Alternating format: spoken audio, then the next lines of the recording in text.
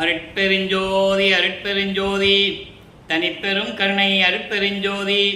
எல்லா உயிர்களும் இன்புற்று வாழ்க, வள்ளல் மலரடி வாழ்க வாழ்க. கொல்லோ விரதம் குவள எல்லாம் ஓங்குக, நல்லோர் நினைத்த நலம்பெறுக, நன்றி நினைத்த எல்லோரும் வாழ்க இசைந்தே. உலக மக்களே, அறிவார்ந்த அன்பர்களே, ஆண்மநேய ஒருமைப்பாடுடைய அன்பர்களே, வல்லப்பமானவர்கள் தனது தந்தை அருட்பெருஞ்சோதி ஆண்டவரால் இந்த பூலோகத்திற்கு ஒரு தாயின் வழியாக வருவிக்க உற்று 33 ஆண்டுகள் சென்னையிலே இருந்த காலகட்டங்களில் அவருடைய நிலை என்ன என்பதை தெளிவாக நாம் திருவுற்பாவிலிருந்தே பார்த்து கொண்டிருக்கிறோம்.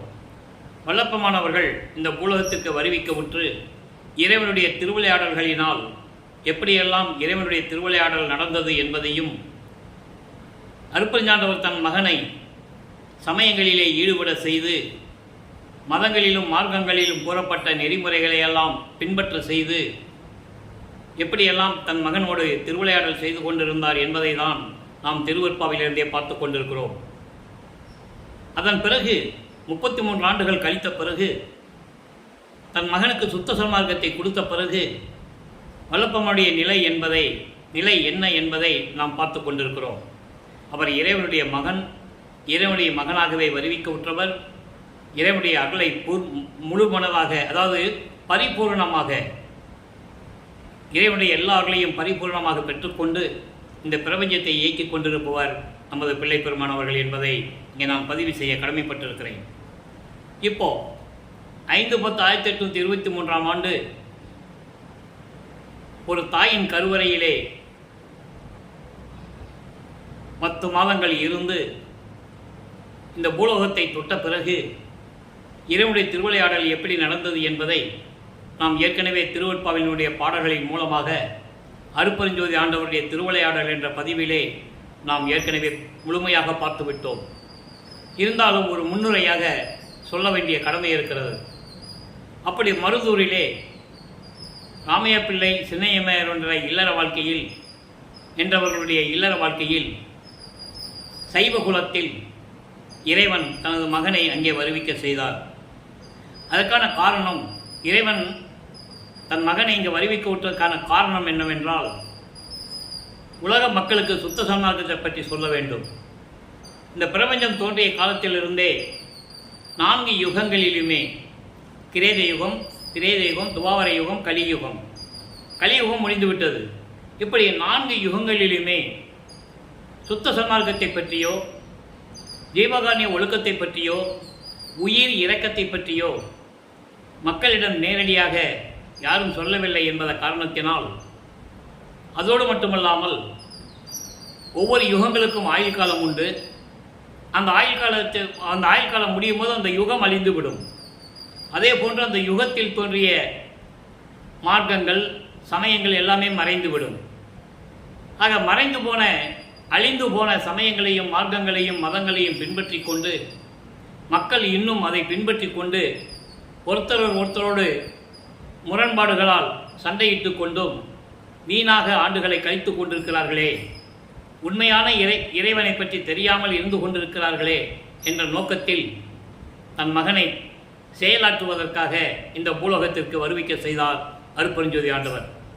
அவ்வாறு நமது பிள்ளை பெருமான் அவர்கள் வருவிக்க உற்று 1824 ஆண்டிலிருந்து 1840 ஆண்டுகள் வரை, அதாவது 16 ஆண்டுகள் வரை எப்படி சென்னையிலே அவர் தோன்றும் துணையாக காலங்களில் எப்படி இருந்தார் என்பதை நாம் விளக்கமாக பார்த்து கொண்டிருக்கிறோம். 1ஆம் திருமுறையிலிருந்தும் 2ஆம் திருமுறையிலிருந்தும் இருக்கின்ற பாடல்களை நாம் தெளிவாக பார்த்து கொண்டிருக்கிறோம். காரணம், அந்த 16 ஆண்டுகளுக்குள் உருவானதுதான் 1ஆம் திருமுறையும் 2ஆம் திருமுறையும் என்பதை நீங்கள் புரிந்து கொள்ள வேண்டும்.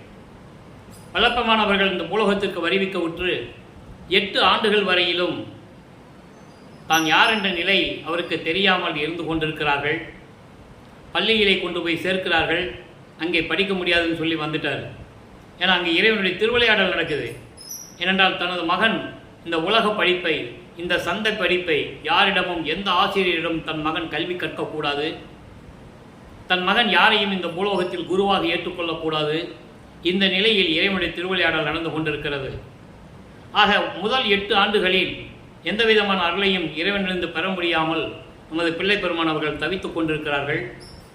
9வது ஆண்டு பிறந்தவுடனே இறைவன் தன் மகன் முன் தோன்றி, மகனே கலங்காதே, நீ என்னால் வருவிக்க உற்றவன், நீ எனது மகன், எனது குலத்தின் தலைமகன், மூத்த மகன், நீ தற்போது ஞானத்தை தருகிறேன், பெற்றுக்கொள். மற்ற விஷயங்கள் எல்லாம் உனக்கு முன்பருவம் பின்பருவம் காட்டி அருள் செய்வேன் என்று கூறி ஞானத்தை மட்டும் தன் மகனுக்கு கொடுத்துவிட்டு மறைந்து விடுகிறார் அருட்பெருஞ்சோதி ஆண்டவர். அதன் பிறகு இவருக்கு மறைப்பு நிலை ஏற்படுகிறது. மறைப்பு நிலை என்பது பிரபஞ்சத்தில் ஏற்கனவே நடந்த உண்மைகள் எல்லாம் இவருக்கு ஞாபகத்திற்கு வராது. இவர் யார்? இவருக்கு இறைவனுடைய மகன் மட்டும் இவருக்கு தெரியும், வேற எந்த நிலையும் அவருக்கு தெரியாது. அப்போ சுத்த சன்மார்க்கம் அவருக்கு தெரியாது. அருட்பெருஞ்சோதி ஆண்டவர் தான் இறைவன் என்ற நிலையும் அவருக்கு தெரியாது. இவர் சைவ குலத்திலிருந்து வருவிக்க விட்டதனால் சைவ சமயத்தை பின்பற்றி கொண்டிருக்கிறார். நல்லா புரிஞ்சுக்கணும் நீங்க.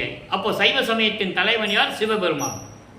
சிவபெருமான் தான் இறைவன் என்ற நிலையில் தன் மகனோடு திருவிளையாடல் செய்து கொண்டிருக்கிறார் அருட்பெருஞ்சோதி ஆண்டவர். ஏனென்றால் அந்த சமயங்களில் இருந்த பிறகு, சுத்த சன்மார்க்கத்தை தன் மகனுக்கு கொடுத்த பிறகு இதெல்லாம் பொய் என்று சொல்ல வேண்டும். இது தேவையில்லை, உலக மக்களுக்கு இது தேவையில்லை என்று சொல்ல வேண்டும். நல்லா புரிஞ்சுக்கணும் நீங்கள். அதனால தான் இவரை அங்கே சைவ சமயத்தில் நிற்க வைக்கிறார் அருட்பெருஞ்சோதி ஆண்டவர். அப்போது இறைவன் வந்து ஆட்கொண்ட பிறகு 9வது ஆண்டிலிருந்து 12 ஆண்டுகளுக்குள் 1ஆம் திருமுறை உருவாகிறது. ஏற்கனவே 1ஆம் திருமுறையில் நிறைய பதிகங்களை நாம் பார்த்து விட்டோம். அங்கே இறைவனுடைய திருவிளையாடல்களை பார்த்தோம். இப்போ சிவனேச வெண்பா பதிகம் 4 சிவனேச வெண்பா என்ற பதிகத்திலிருந்து 33வது பாடலை நாம் பார்த்து கொண்டிருக்கிறோம். இந்த மனதை பற்றி என்ன சொல்லுகிறார்? இறைவனை எந்த நிலையில் அவர் இருத்தி கொண்டு இந்த பாடலிலே விளக்கமாக கூறியிருக்கிறார் என்பதையும், சைவ சமயத்துடைய நிலையையும் இந்த பாடல்களிலே நமக்கு அருளியிருக்கிறார்கள். அதை பார்த்து கொண்டிருக்கிறோம். நல்லா கவனிக்கணும். இப்போது சைவ சமயத்தை பற்றி தான் சொல்லிகிட்டு இருப்பார், சிவபெருமானை பற்றி. சுத்த சன்மார்க்கத்தை வாங்கின பிறகு அவர் என்ன சொன்னாருன்னு நம்ம பின்னால் பார்க்க போகிறோம். வீயும் இடும் காட்டு அகத்துள், வீயும் இடு காட்டு அகத்துள் வெம்பினத்தின் வெண் தசையை பேயும் உடன் உண்ணும் போர் பேரு அன்றோ. ஒரு சுடுகாட்டில் ஒரு பிணம் எரிஞ்சிட்டு இருக்கு. அப்படி எரிகின்ற பிணத்தை போய் அந்த தசை இருக்குல்ல, வெந்த தசை, அதை சாப்பிட்றது பேய் சாப்பிடும். பேயோட நம்மளும் சாப்பிடணும்னு நினைக்கிற ஒரு நிலை இருக்குதுல்ல, அது எப்படிப்பட்டது? தோயும் மயல் நீங்க செய்வோய் வெந்நீரு அணியா தீமனையில் ஆங்கு அவரோடு உண்ணும் அது. அதாவது நம்மளை சுற்றி கொண்டிருக்கின்ற, நம்மளை தொடர்ந்து கொண்டிருக்கின்ற மாயைகளையும் மயக்கங்களையும் நீக்கக்கூடிய இறைவனே ஒரு வீட்டில் போய் வெந்நீர் அணியார் தீமனையில், நல்லா கவனிக்கணும், திருநீர் அணியாத ஒருவருடைய வீட்டில் போய், அந்த கொடிய மனையில் போய், தரம் தாழ்ந்த அந்த வீட்டில் போய் பசிக்காக உணவு உண்டால் அது எப்படிப்பட்டது? சுடுகாட்டில் எரிகின்ற பிணத்தினுடைய வெண்தசையை, பேய்கள்லாம் சாப்பிடக்கூடிய அந்த வெண்தசையை நாம் சாப்பிட்டால் எப்படி இருக்குமோ அந்த நிலையை ஒத்தது, அந்த நிலை போன்றது என்று கூறுகிறார். அதாவது இந்த பாடலுடைய மைய கருத்து என்னவென்றால், சைவ சமயத்தினுடைய நிலையை கூறுகிறார். சைவ சமயத்தின் அடையாளம் திருநீர் பூசுவது. இவரும் திருநீர் பூசிக்கொண்டிருக்கிறார், உத்திராட்சமாலை போட்டு கொண்டிருக்கிறார், காவி உடை அணியவில்லை, வெண்ணாடை, வெள்ளை வேஷ்டி, வெள்ளத்துண்டு கட்டிக்கிட்டு இருக்கிறார். அப்போது திருநீர் பூசாத வீட்டில் போய் நம்ம சாப்பாடு சாப்பிட்டா அது எப்படிப்பட்ட நிலையாம்? சுடுகாட்டில் எரிகின்ற பிணத்தின் தசையை சாப்பிடு போன்ற நிலைக்கு ஒத்தானது, அது போன்றது என்று கூறுகிறார். நல்லா கவனிக்கணும். இப்போது திருநீர் பூசாதவங்க வீட்டில் போய், சைவ சமயத்தில் இல்லாதவங்க வீட்டில் போய் நம்ம சாப்பிட்றது எவ்வளவு இழிவு என்று சொல்லுகிறார். சுத்த சன்மார்க்கத்தை பெற்ற பிறகு அதாவது திருநீர் பூசிக்கொண்டு உயிர்களை கொலை செய்து கொண்டிருக்கின்ற வீட்டில் நாம் போய் சாப்பிடுவது பாவ செயல் என்று கூறுவார். அந்த வித்தியாசத்தை நீங்கள் பார்க்கணும். இப்போ திருநூறு பூசாத அங்கே வீட்டில் போய் நம்ம சாப்பிடக்கூடாதுன்றாரு. சுத்த சன்மார்க்கத்தை பெற்ற பிறகு திருநூறை பூசிக்கிட்டு உயிர்களை கொலை செய்து கொண்டு அந்த மாமிச உணவுகளை சாப்பிடுகின்றவனுடைய வீட்டில், உயிர் இறக்கமே இல்லாதவனுடைய வீட்டில், தயவும் கருணையும் இல்லாதவனுடைய வீட்டில் சாப்பிடுவது பாவ செயல் என்று கூறுவார். அதை சொல்லுவதற்காகத்தான் அருட்பெருஞ்சோதி ஆண்டவர் தனது மகனை இந்த பூலோகத்திற்கு வருவிக்க செய்தார் என்பதை நீங்கள் புரிந்து கொள்ள வேண்டும். ஆக 9வது ஆண்டிலிருந்து 12 ஆண்டுகளுக்குள் இந்த நிலை அவருக்கு தொடர்ந்து கொண்டிருக்கிறது. அதாவது வல்லப்பமானவர்கள் வருவிக்க விட்டு 203 ஆண்டுகள் முடிவடைந்து விட்டது. எத்தனையோ நூற்றாண்டுகளுக்கு முன்னால் நடந்ததையெல்லாம் சொன்னார்கள். பார்வதியின் முளைப்பால் ஞானப்பால் குடித்து, முளைப்பால் அருள்பால் குடித்து ஞானசம்பந்தன் பாடினான் என்று கூறினார்கள். எத்தனையோ பேரை இறைவன் அருளை பெற்றுக்கொண்டு பாடினார்கள் என்று சொன்னார்கள். மறைந்து போகக்கூடிய உடலை, இந்த மண்ணில் வீழக்கூடிய உடலை, மண்ணில் புதையுண்டு அழியக்கூடிய இந்த உடலை பெற்றவர்களை அடியார்கள் என்று சொன்னார்கள், பகவான் என்று சொன்னார்கள். ஆனால் இறைவனுடைய மகனாக வருவிக்க உற்றவரை, நமது பிள்ளை பெருமான் வல்லற்பமானவர்களை துறவி என்று சொன்னார்கள். எவ்வளவு பெரிய ஒரு உண்மையை மறைத்து மக்களிடம் இதுவரை பேசிக் கொண்டிருக்கிறார்கள் என்பதை நீங்கள் புரிந்து கொள்ள வேண்டும். அப்போ அவர்களுடைய நிலை என்ன? மக்களிடம் உண்மையை சொல்லவில்லை, சொல்லுவதற்கு அவங்களுக்கு மனம் இல்லை. நல்லா புரிஞ்சுக்கணும் நீங்க. ஏன்னா இவர் சமயம் இல்லை, மதங்கள் இல்லை, மார்க்கங்கள் இல்லை, இறைவன் ஒருவன், அவனுக்கு எதுவுமே இல்லை என்று கூறுகிறார். அந்த நிலையை மக்களிடம் சொல்லுவதற்கு ஆள் இல்லை. இறைவனுடைய தயவையும் கருணையால் அவருடைய தயவையும் பெற்றுக்கொண்டு, அந்த மன உறுதியை பெற்றுக்கொண்டு, இந்த வள்ளலார் ஊழியன் திருவருட்பாவின் மூலமாக, பாடலின் மூலமாக இந்த உண்மைகளை விளக்குவதற்கு எனக்கு அந்த பாக்கியம் கிடைத்தது. நான் சொல்லிக் கொண்டிருக்கிறேன். ஆக வல்லப்பெருமான் அவர்கள் இறைவனுடைய மகனாகவே வருவிக்க உற்றார் என்பதை நான் பதிவு செய்ய கடமைப்பட்டிருக்கிறேன். அடுத்து இப்போ 12 ஆண்டுகளுக்குள் இந்த நிலை இருக்கிறது அவருக்கு. இதை யார் சொன்னது? மக்கள்கிட்ட சொல்லுங்க. வல்லப்பெருமான் யாருன்னா, வள்ளலார் யாருன்னா, ஒரு சாப்பாடு போட சொன்னாரு, அதோட நிறுத்திக்கிட்டாங்க அவரை. அடுத்த நிலை என்ன அவருக்கு? அந்த நிலையை மக்களுக்கு சொல்லணும்ல. இப்போ 2ஆம் திருமுறை, அதாவது 12 ஆண்டு முடிந்த உடனே 13வது ஆண்டு தொடக்கத்தில் ஞானத்தை பெற்றுக்கொண்டார் அல்லவா? ஞானத்தை பெற்றுக்கொண்ட பிறகு நமது பிள்ளை பெருமான் அவர்கள் தங்கியிருந்த வீட்டிலிருந்து, அதாவது 7 கிணர் பகுதியிலே வீரசாமி தெருவில் இருந்தார்கள். இப்போ அதுக்கு பேர் வள்ளலார் நகர், அந்த இடத்துக்கு பேர். அங்கே இருந்து நமது பிள்ளை பெருமான் அவர்கள் முதலாக 13வது ஆண்டில் நமது குழந்தை இறைவன் கால் வலிக்க நடந்து செல்லுகிறார் திருவொற்றியூருக்கு. எப்படியாவது இறைவனிடம் அருளை பெற வேண்டுமே என்ற நோக்கத்தில் அங்கே திருவொற்றியூர் செல்லுகிறார். அங்கே போன உடனே இறைவனிடம் எப்படியெல்லாம் பாடி விண்ணப்பித்து அருளை பெற வேண்டும் என்ற நிலையில் அவர் இருக்கிறார் என்பதை 2ஆம் திருமுறையிலே நாம் பார்த்து கொண்டிருக்கிறோம். 2ஆம் திருமுறை 113 பதிகங்கள் கொண்டது, 1207 பாடல்களை கொண்டது. இதுவரை 33 பதிகங்களுடைய விளக்கங்களை நாம் பார்த்து விட்டோம். இன்று 34வது பதிகம், நெஞ்சோடு நேருதல். நெஞ்சோடு நேருதல் என்பது மனதோடு பேசுவது, இந்த மனசு கேட்கின்ற கேள்விகளுக்கு பதில் சொல்லுவது. எப்படி வேணால் நீங்கள் விளக்கம் எடுத்துக்கலாம்.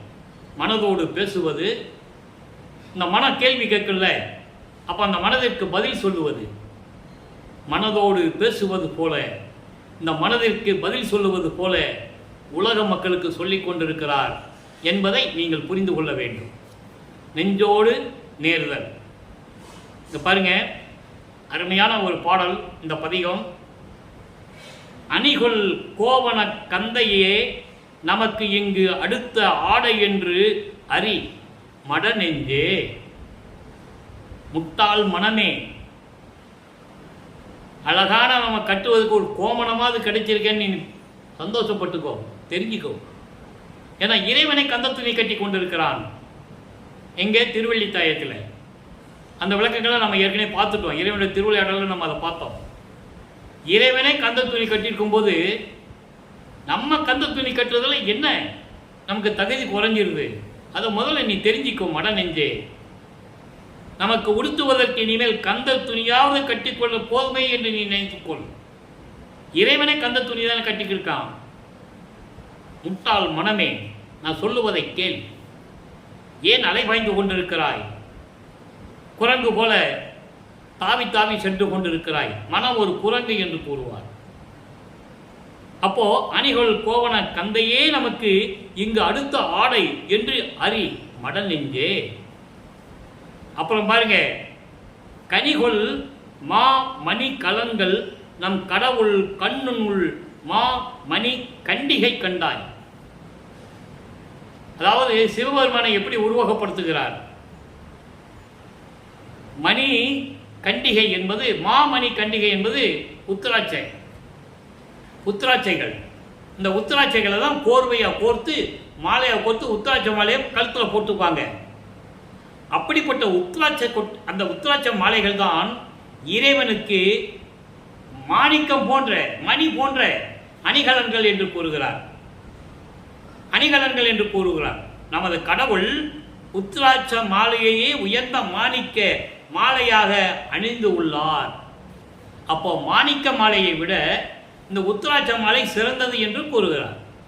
ஏன்னா அது சைவ சமயத்தின் அடையாளம், சிவபெருமானுடைய அடையாளம்.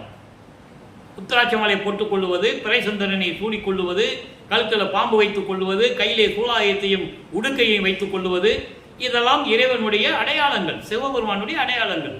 அதை கூறுகிறார், மனதிடம் கூறுகிறார், அதை உலக மக்களுக்கு தெரிவிக்கிறார். நல்லா புரிஞ்சுக்கணும். நீங்க உலக மக்களே வாழ்க்கையில் திருப்தி அடையுங்கள். இறைவனை கந்த துணியை கட்டி கொண்டிருக்கிறான். நீ ஏன் மனதை போட்டு குழப்பிக் கொண்டிருக்கிறீர்கள்? ஏனால் உலக மாயைகளையும் மயக்கங்களையும் சிக்கிக்கொண்டு உலக விடயங்களின் மேல் பற்றுக்கொண்டு மண்ணாசை பெண்ணாசை பொன்னாசைகளை கொண்டிருக்கிறீர்களே.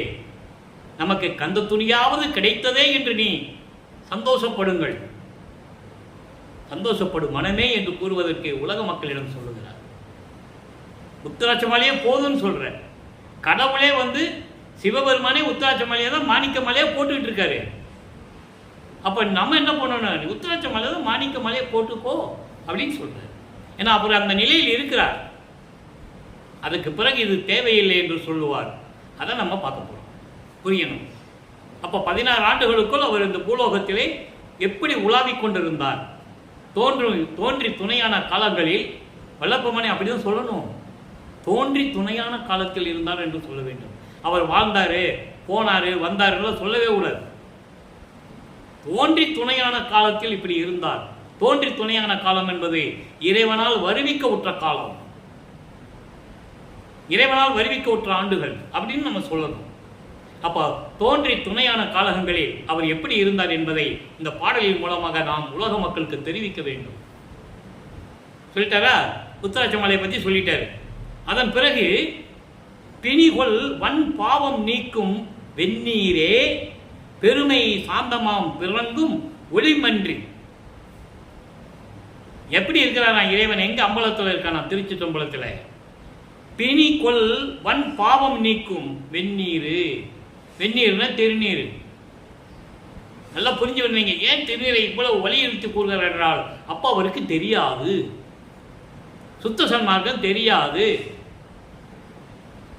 காலம் காலமாக யுகங்களாக பின்பற்றி கொண்டிருந்தார்கள். உலக மக்களிடம் சொன்னார்கள், திருநீர் பூசிக்கோ அப்படின்னு சொன்னாங்க. திருநீர் பூசினா நமக்கு நல்லதுன்னு சொன்னாங்க. மக்கள் ஏற்றுக்கிட்டாங்க. திருநீர் பூச வேண்டாம், தேவையில்லை, இறைவனுக்கு எதுக்கு திருநீர் பூசணும், சுத்த சன்மார்க்கத்துக்கு தேவையில்லை என்று வல்லற்பமான் சொல்லியதை உலக மக்களுக்கு சொல்லலை. அதனால மக்களுக்கு தெரியல. நல்லா புரிஞ்சுக்கணும். நீங்க அந்த விளக்கத்தை நம்ம பார்க்க போறோம். நல்ல கவனம் வச்சுக்கோங்க. இப்ப என்ன சொல்றாரு? அதாவது பிணிகளை பாவ செயலை நீக்கக்கூடிய திருநீர், அதுதான் பெருமை சாந்தமாம் ஒளிமன்றில். இறைவன் திருநீரை பூசிக்கிட்டு அருளோடு சாந்தமாக அம்பலத்திலே விளங்கி கொண்டிருக்கிறான். மனமே நல்லா கேட்டுக்கோ. மனங்கிட்ட சொல்ற, மனசுகிட்ட சொல்ற, நல்லா கேட்டுக்கோ. அப்போ திணிகொள் சங்கர சிவசிவா என்று சென்று வாழ்த்துதலே செய்தொழிலாமே.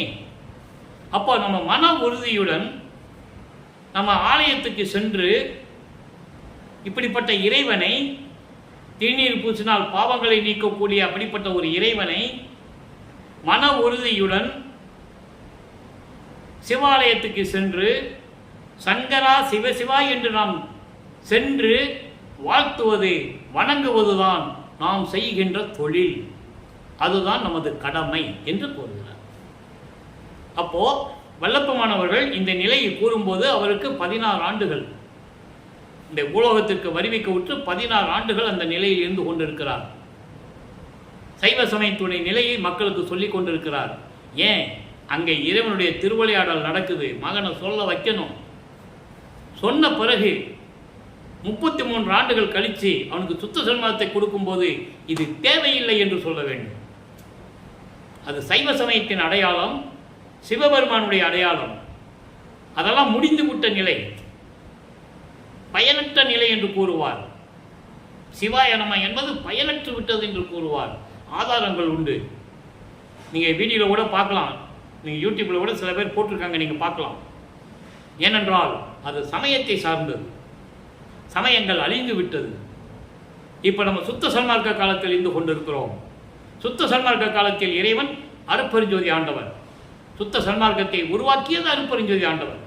மற்ற மார்க்கங்களும் சமயங்களும் மதங்களும் மனிதர்களால் உருவாக்கப்பட்டது, அது அழியக்கூடியவை, அழிந்து விட்டது என்ற நிலையை உலக மக்களுக்கு தெரிவித்துக் கொண்டிருக்கிறார்.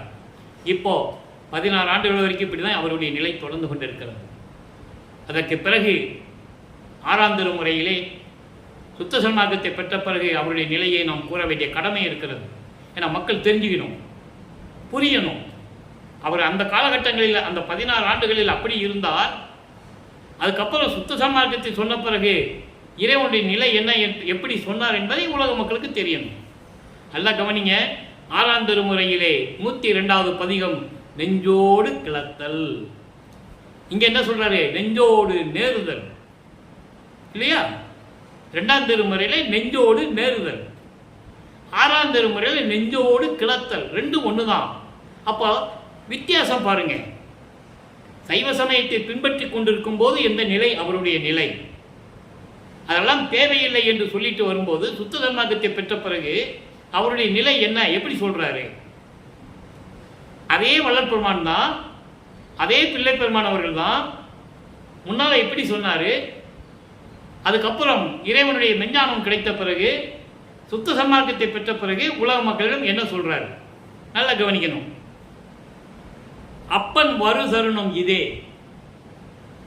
அங்க என்ன சொல்லுவாரு? நம்ம போய் இறைவனை வணங்கணும்னு சொல்லுவார் இல்லையா? இங்க என்ன சொல்வாரு? இறைவன் வருகிறார் என்று சொல்வார். அதான் வித்தியாசம். அப்பன் வரு தருணம் இதே.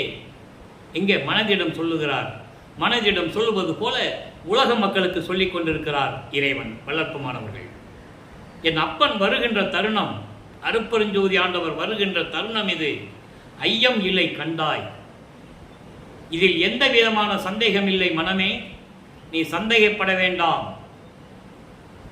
உலக மக்களிடம் சொல்லுவது போல, மனதிடம் சொல்லுவது போல உலக மக்களுக்கு தெரிவித்துக் கொண்டிருக்கிறார். உலக மக்களே, இறைவன் வருகின்ற நேரம் வந்துவிட்டது, நீங்கள் சந்தேகம் அடையாதீர்கள், சந்தேகப்பட வேண்டாம். அஞ்சாதே அஞ்சாதே மனமே, மனமே பயப்படாதே. எதுக்கு பயப்படுற? அகிலமிசை உள்ளாருக்கு, அகிலமிசை உள்ளாருக்கு, அதாவது இந்த பூலோகத்தில் இருக்கின்றவர்களுக்கு, இந்த அகிலத்தில் இருக்கின்றவர்களுக்கு எய்ப்பு அறவே. அதாவது இதுக்கு எய்ப்பு அறவே என்பது தமிழ் அகராதியை பற்றி, தமிழ் அகராதி பிரகாரம், விளக்கத்தின் பிரகாரம் எய்ப்பு அறவே என்பது மூப்பு நீங்க. மூப்பு என்பது வயோதிகம். நம்ம பிறக்கிறோம், குழந்தையா இருக்கிறோம், தவழ்கிறோம், நடக்கிறோம், தெருவில் விளையாடுறோம், பிள்ளைகளோட விளையாடுறோம், அது ஒரு பருவம். பள்ளிக்கு போகிறோம், பள்ளியில் படிக்கிறோம், அது ஒரு பருவம். போக போக நமக்கு வயதாகிட்டு இருக்கு இல்லையா? அதான் மூப்பு. அந்த மூப்பு நீங்க அப்படின்னு என்ன அர்த்தம்? நீங்கள் மரணமில்லா பெருவாழ்வில் இருக்க வேண்டும் என்பதற்காக. இந்த உலகத்தில் இருக்கின்ற மக்களுக்கு இந்த எய்ப்பு அற மூப்பு நீங்குவதற்கு, என்றும் இளமையோடு இருப்பதற்கு சத்தியம் என்று உரைத்திடு. நீ உலக மக்களுக்கு சொல்லிடுன்ற. அப்படின்னா என்ன அர்த்தம்? என் அப்பன் அருப்பெருஞ்சோதி ஆண்டவர், என் தந்தை என்னிடம் சொல்லிவிட்டார், உலக மக்களே, என் தந்தை வருகின்ற நேரம் வந்து விட்டது, நீங்கள் சந்தேகப்பட வேண்டாம், பயப்பட வேண்டாம். எதுக்கு பயப்படுறீங்க? இந்த உலகத்தில் இருக்கிற மக்கள் எல்லாம் இன்புற்று வாழ வேண்டும், இளமையோடு வாழ வேண்டும், மூப்பு நீங்க வேண்டும், என்றும் நிலையாக இருக்க வேண்டும் என்று மகனே நீ சொல்லிவிடு உலக மக்களுக்கு என்று என் தந்தை சொன்னார். நான் சொன்னேன். அதை ஒரு மனைவிடம் சொல்லுவது போல எடுத்துக்காட்டாக சொல்லி இந்த பாடலை நமக்கு அருளியிருக்கிறார்கள். நல்லா புரிஞ்சுக்கணும். அப்போ மனதிடம் சொல்லிட்டாரா, இது சத்தியம் என்று உலக மக்களுக்கு சொல்லிடு. இறைவன் வர்றாரு, நீங்க எதுவும் சந்தேகப்பட வேண்டாம். உலக மக்கள் எல்லாம் இன்புற்று வாழ வேண்டும், எல்லா உயிர்களும் இன்புற்று வாழ வேண்டும், மூப்பு நீங்க வேண்டும், வயோதிகம் வரக்கூடாது, எல்லோரும் இளமையாக இருக்க வேண்டும் என்று சத்தியம் பண்ணி உலக மக்களிடம் சொல்லிவிடும் மனமே அப்படின்னு சொல்ற. சொல்லிட்டாரா? நின் உரைக்கு ஓர் எல்லளவும் பழுது வராது என் இறைவன் ஆணை. நீ சொல்லிடும் மனமே, நீ சொல்றே அந்த சொல்லுக்கு எந்த காலகட்டத்திலும் பழுது வராது. பழுது வராதுன்னா தீங்கு வராது, பழி வராது, உன் மேல பழி வராது. நீ சொல்லிடு, இறைவன் சொன்னாருன்னு நீ சொல்லிடு, உன் மேல பழி வராது. இது இறைவன் கட்டளை, இது இறைவனுடைய கட்டளை, சத்தியம். இது உலக மக்கள்கிட்ட சொல்றாரு, உலக மக்களே, என் அப்பன் வருகின்ற நேரம் வந்துருச்சு, இதில் சந்தேகம் இல்லை, பயப்படாதீங்க, பயப்படாதீங்க, பயப்படாதீங்க. ஏன் பயப்படுறீங்க? உலக மக்கள் எல்லாம் இன்புற்று வாழ வேண்டும், எல்லா உயிர்களும் இன்புற்று வாழ வேண்டும் என்ற நோக்கத்திற்காக இறைவன் வந்து கொண்டிருக்கிறார் என்பதை சத்தியமாக சொல்லிவிடு மகனே என்று என் தந்தை சொன்னார். நான் சொன்னேன். அதுக்கு தான் மனைவிடம் சொல்லுவது போல சொல்லுகிறார்.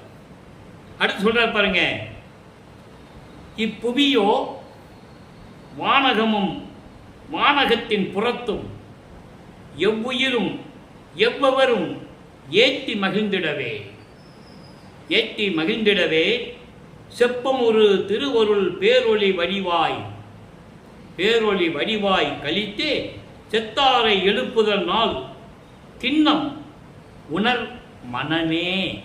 மனனே என்பது மனமே, மக்களே என்று பொருள்.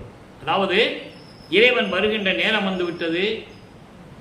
இந்த பூலோகத்திலும் சரி, விண்ணுலகத்திலும் சரி, விண்ணுலகத்தின் வெளிப்புறத்திலும் சரி, அதாவது இரண்டாக பிரிப்பார். அண்டங்கள், பிண்டங்கள். பிண்டத்திலே அகம் என்பது ஆன்மா, அகப்புறம் என்பது ஜீவன், புறம் என்பது அந்த கரணங்கள், புறப்புறம் என்பது கண், காது, மூக்கு, செவி போன்ற ஐம்புலன்கள். இது பிண்டத்திலே அமைந்திருக்கிறது. அண்டங்களிலே அகம் என்பது அக்னி, அகப்புறம் என்பது சூரியன், புறம் என்பது சந்திரன், புறப்புறம் என்பது ஒளிப்பொருள்களாகிய ஒளி நட்சத்திரங்கள். அப்போ விண்ணுலகத்தின் புறமும், மண்ணுலகம் சரி, விண்ணுலகம் சரி, விண்ணுலகத்தின் வெளியிலும் சரி இருக்கின்ற எல்லா உயிர்களும் சரி, எவ்வவரும் சரி, எவ்வவரும் என்பது மனிதர்களாக இருந்தாலும் சரி, தேவர்களாக இருந்தாலும் சரி, முனிவர்கள், ரிஷிகள், சத்தர்கள், சக்திகள், சித்தர்கள், யாராக இருந்தாலும் சரி, அதான் சொல்றேன், எவ்வவரும் யாராக இருந்தாலும் சரி, மனிதர்கள், தேவர்கள், பதத்தலைவர்கள், பிரம்மன், திருமால், ருத்திரன் போன்றவர்கள், இந்திரன் போன்றவர்கள், மாணவர்கள், எல்லாருமே சேர்த்து சொல்றாரு. எல்லாருமே போற்றி மகிழ்ந்திட வேண்டுவதற்காக, போற்றி மகிழ வேண்டும் என்பதற்காக, இறைவனை போற்றி மகிழ வேண்டும் என்பதற்காக இறைவன் எப்படி வராராம்? செப்பம் ஒரு திருவருள் பேரொளி வடிவாய். செப்பம் ஒரு என்பது உயர்ந்த நிலையில் அருளோடு விளங்கிக் கொண்டிருக்கின்ற நிலையில் அருப்பெருஞ்சோதியாய், அதான் பேரொளி. திருவருள் பேரொளி என்பது அருப்பெருஞ்சோதி வடிவத்தில் செத்தவர்களை எழுப்புகின்ற நேரம் வந்துவிட்டது, அது இதுதான் என்றது நீ உணர்ந்து கொள் மனமே என்று கூறுகிறார். உணர்ந்து கொள்ளுங்கள் உலக மக்களே என்று கூறுகிறார். செத்தவர்களை எழுப்புவது எப்படி? நான் இந்த விளக்கங்களை நான் 5 ஆண்டுகளாக திருவொற்பாவினுடைய விளக்கங்களை நான் யூடியூப்பில் பேசிகிட்டு இருக்கேன். செத்தவர்களை எழுப்புவது என்பது இறந்து போன பிணங்களை எழுப்புவதல்ல. எத்தனையோ பேர் விளக்கங்கள் கொடுத்திருக்கிறார்கள், அது அவங்களுடைய அறிவுக்கு ஏற்றபடி அவருடைய விளக்கம், அதற்குள் நாம் நுழைய வேண்டிய அவசியம் இல்லை. இறைவன் எனக்கு கொடுத்த விளக்கம், செத்தவர்கள் என்பது சுத்த சன்மார்க்கத்தை தெரியாமல் இறந்து போனவர்கள். இறந்தவர்கள் என்பது சுத்த சன்மார்க்கத்தை பற்றி தெரிந்தும் அதை பின்பற்றாதவர்கள். அகவல்ல பாடல்கள் உண்டு, செத்தவர்கள் இறந்தவர்கள் எழுந்திட அங்கு சிரித்து எழுந்திடலாம் சொல்லுவார். ஆக இப்படிப்பட்டவர்களை எழுப்புகின்ற நேரம் வந்துவிட்டது. அந்த ஆன்மாக்களை மறுபடியும் மனித தேகம் கொடுத்து இந்த புவியிலே பிறக்க செய்து அவர்களுக்கும் மரணமில்லா பெருவாழ்வை தர வேண்டும். ஏனென்றால் இந்த பிரபஞ்சம் தோன்றிய காலத்திலிருந்தே யாரும் சன்மார்க்கத்தை சுத்த சன்மார்க்கத்தை பின்பற்றியதில்லை. அதற்காகத்தான் சுத்த சன்மார்க்கத்தை சொல்லுவதற்காகத்தான் நமது பிள்ளை பெருமானவர்கள் இங்கே வருவிக்க உற்றார். அதற்கான பாடல்கள் நிறைய உண்டு, விளக்கங்கள் நிறைய சொல்ல முடியும். அது ஏற்கனவே சொல்லியாகிவிட்டது என்றாலும் கூட இந்த செத்தவர்களை எழுப்புகிறது என்ற நிலை வரும்போது அதை சொல்ல வேண்டிய கடமை இருக்கிறது. ஆன்ற சன்மார்க்கம் அணிபெற என்னை தான் ஈன்று அமுது அளித்த இனிய நற்றாயே. ஏன் அந்த பூலோகத்துக்கு வந்தேன்னு சொல்றாரு? எதுக்காக நான் இறைவனால் வருவிக்க உற்றேன்? அழியாத உயர்ந்த நிலையில் இருக்கின்ற இறைவனுடைய மார்க்கமான சுத்த சன்மார்க்கம் இந்த பூலோகத்தில் நிலை பெற வேண்டும். அந்த சுத்த சன்மார்க்கத்தின் இந்த உலக மக்களை எல்லாம் சேர்க்க வேண்டும். இதற்காகத்தான் நான் இந்த பூலோகத்தில் ஒரு தாயின் கருவறையிலே இருந்து நான் வருவிக்க உற்றேன் என்று கூறுகிறார். நிறைய பாடல்கள் உண்டு, நிறைய இடத்துல நம்ம சுட்டி காட்டி சொல்ல முடியும். அத்தனையின் திருவொற்பாவில் கண்ட உண்மைகள் யாரும் மறுக்க முடியாது. அதற்காகத்தான் நான் கலியுகத்திலே வருவிக்க விட்டேன் என்று கூட சொல்லுவார். கலியுகம் என்றே சொல்லுவார். உகத்தே வருவிக்க உற்றேன், உகத்தே இறைவன் வருவிக்க உற்றேன், அருளை பெற்றேன் என்று கூறுவார். அகத்தை கருத்து புறத்தை வெளுத்திருந்த உலக அனைவரையும் சகத்தை திருத்தி சன்மார்க்கத்தை அடைவித்திட அவரும் இகத்தே பரத்தை பெற்று மகிழ்ந்திடுவதற்கென்றே என்னை உகத்தே இறைவன் வருவிக்க உற்றேன், அருளை பெற்றேனே. நான் எதுக்கு வந்தேன்னு சொல்றாரு, அதை ஏன் மக்கள்கிட்ட சொல்லல? அதுதான் வேதனையான விஷயம். இத்தனை ஆண்டுகாலமாக மறைத்து விட்டார்கள். தேவையில்லாமலெல்லாம் பேசினார்கள். புராணங்கள், இதிகாசங்கள், தொல்காப்பியங்கள் என்றெல்லாம் பேசினார்கள் இல்லையா? பேசுங்கள், தவறில்லை, உங்கள் அறிவுக்கேற்றபடி பேசுங்கள். ஆனால் இந்த நிலையை ஏன் மக்களிடம் சொல்லவில்லை? யாருக்கு தெரியும் திருவொற்பாவை பற்றி?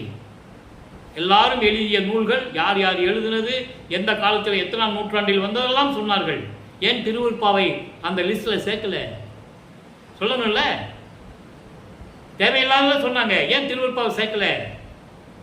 வேண்டுமென்றே மறைத்துக் கொண்டிருக்கிறார்கள். காரணம், சாதியும் மதமும் சமயமும் பொய்யென ஆதியில் உணர்த்தி அருப்பெருஞ்சோதி. சாதி கிடையாது, மதம் கிடையாது, மதங்கள் கிடையாது, ஒண்ணுமே கிடையாது இறைவனுக்கு. அதை சொன்னா மக்கள் நம்மளை ஏற்றுக்கொள்ள மாட்டார்கள் என்ற நிலையில் அவர்கள் இருந்து விட்டார்கள். அதுதான் உண்மை, அதுதான் சத்தியம். ஆக எதற்காக இந்த பூலோகத்துக்கு வருவிக்க விட்டார் என்பதையும் கூறுகிறார். 16 ஆண்டுகள் அந்த நிலையில் இருக்கும்போது, சைவ சமயத்தை அவர் பின்பற்றி கொண்டிருக்கும் போது அவருடைய நிலை என்ன? சுத்த சன்மார்க்கத்தை பெற்ற பிறகு 6ஆம் திருமுறையிலே அதே தலைப்பிலே சொல்றாரு. அங்கே நெஞ்சோடு நேருதல், இங்கே நெஞ்சோடு கிளறுதல், ரெண்டு ஒண்ணுதான். அங்க மனதிடம் எப்படி சொன்னார்? வெந்நீர் திருநீர் பூசாத வீட்டில் போய் சாப்பிட்டா சுடுகாட்டில் பிணம் எரியுதுல, பேயெல்லாம் திங்குமே, அந்த பிணத்தை திங்கிறதுக்கு சமம் என்று சொல்கிறார் இல்லையா? ஆனால் 6ஆம் திருமுறைக்கு வந்த பிறகு, சுத்த சன்மார்க்கத்தை பெற்ற பிறகு இறுதியாக கூறுவது என்னவென்றால், திருநீர் பூசிக்கிட்டு ஒரு உயிரை கொன்று அந்த நாறுகின்ற பிணத்தை, அந்த உடம்பை சமைத்து சாப்பிடுகிறானே, அவன் வீட்டில் போய் நம்ம சாப்பிடக்கூடாதுன்னு சொல்றார். இதுதான் வித்தியாசம். திருவொற்பாவில் கண்ட உண்மைகள், வல்லப்பமன் ஏன் இந்த பூலோகத்துக்கு வருவிக்க விட்டார் என்ற உண்மைகள் அங்கே இருக்கிறது. அதை நீங்கள் நல்லா புரிந்து கொள்ள வேண்டும் உலக மக்களே. அன்பர்களே, வல்லப்பெருமானவர்கள் காலங்களில் வல்லப்பெருமானவர்கள் இறைவனாகி, அதாவது 30/1/1874 இரவு 12 மணிக்கு அவருடைய தந்தை அருட்பெருஞ்சாண்டவர் பிரிந்த தன் சக்தியோடு பிரிந்த மகனோடு ஒன்றாக இணைந்து கொள்ளுகிறார். அதுதான் மேட்டுக்குப்பம் சித்தி வளாகம். அந்த விளக்கங்களை எல்லாம் நாம் பார்த்து விட்டோம். பிரிந்த சக்தியோடு திரும்பி கூடுகிறார் இறைவன். இவர் போகல, அவர் தான் வராரு, அவர் தான் வரணும். அதானே நியாயம். தனது சக்தியை ஒரு ஆண்மகனாக உருவாக்கி ஒரு தாயின் கருவறையிலே இருக்க வச்சு இந்த பூலோகத்துக்கு கொண்டு வந்து 51 வருஷம் உலாவ விட்டு சமயங்களிலும் மார்க்கங்களிலும் மதங்களிலும் அந்த நெறிமுறைகளை பின்பற்றி கொண்டு தன் மகனை உலாவ விட்டு அதன் பிறகு சுத்த சன்மார்க்கத்தை உலக மக்கள்கிட்ட சொல்லி இறுதியாக தன் பிரிந்த சக்தியோடு மீண்டும் இணைந்து கொண்டு இறைவனாகிறார் நமது பிள்ளை பெருமானவர்கள் என்பதை நீங்கள் புரிந்து கொள்ள வேண்டும். எனவே அன்பர்களே, இன்றைய பதிவில் நாம் தெளிவாக பார்த்துவிட்டோம். வல்லப்பெருமானுடைய நிலை 1824 ஆண்டிலிருந்து 1840 ஆண்டுகள் வரை எப்படி இருந்தது, அவர் தோன்றி துணையான காலத்தில் அவருடைய நிலைகள் எப்படி இருந்தது, அதன் பிறகு சுத்த சன்மார்க்கத்தை பெற்ற பிறகு அதற்கும் சுத்த சன்மார்க்கத்தை பெற்றோருக்கும் உள்ள வேறுபாடுகளை நாம் தெளிவாக பார்த்து கொண்டிருக்கிறோம்.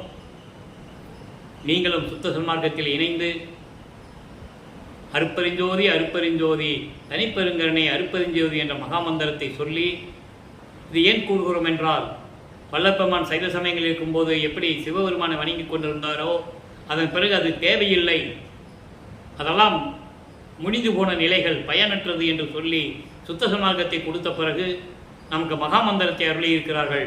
அருட்பெருஞ்சோதி அருட்பெருஞ்சோதி தனிப்பெருங்கருணை அருட்பெருஞ்சோதி. ஒரே மந்திரம்தான். இந்த பிரபஞ்சத்திற்கே ஒரே மந்திரம், இந்த பிரபஞ்சத்திற்கே ஒரே சுத்த சன்மார்க்கம். பிரபஞ்சத்தை ஒரே இறைவன் ஆட்டிக் கொண்டிருக்கிறார், அவர்தான் ஒளி வீசிக் கொண்டிருக்கிறார், அவர்தான் அருட்பெருஞ்சோதி ஆண்டவர். எனவே தீபத்தை வழிபட்டு தீபத்தின் முன்னால் அமர்ந்து கொண்டு இறைவனிடம் நீங்கள் நினைத்ததை நீங்கள் பெற்றுக்கொள்ளலாம். நாம் செய்ய வேண்டிய ஒரே வேலை, புலால் உண்ணக்கூடாது, மாமிசம் சாப்பிடக்கூடாது, எந்த உயிர்களையும் கொல்லக்கூடாது, நம் மனதளவில் எந்த உயிரையும் கொல்லக்கூடாது. இந்த நிலையில் இருந்து கொண்டு இறைவனை ஏற்றி வணங்கி இறைவனுடைய அருளையும் செல்வங்களையெல்லாம் பெற்று நீங்கள் இந்த வையகத்தில் வாழ்வாங்க வாழ வேண்டும், எய்ப்பற வாழ வேண்டும். எய்ப்பற என்பது மூப்பு நீங்கணும். உங்களுக்கு எப்பயும் இளமையோடு இருக்கணும். மரணமில்லா பெருவாழ்வையை நீங்கள் பெற்றுக்கொள்ள வேண்டும். எனவே இப்படியெல்லாம் இறைவனை வணங்கி நீங்கள் வாழ்வாங்க வாழ வேண்டும் என்று இறைவனுடைய தயவோடையும் கருணையோடையும் வாழ்த்தி, இறைவனுடைய அன்பு பெற்றவன் தயவை பெற்றவன் என்ற காரணத்தினால் இந்த வள்ளலார் ஊழியன் அதை சொல்லிக்கொண்டு உங்களிடமிருந்து விடைபெறுகிறேன். மீண்டும் நாளை சந்திப்போம். நன்றி, வணக்கம். அருட்பெருஞ்சோதி அருட்பெருஞ்சோதி தனிப்பெரும் கருணை அருட்பெருஞ்சோதி.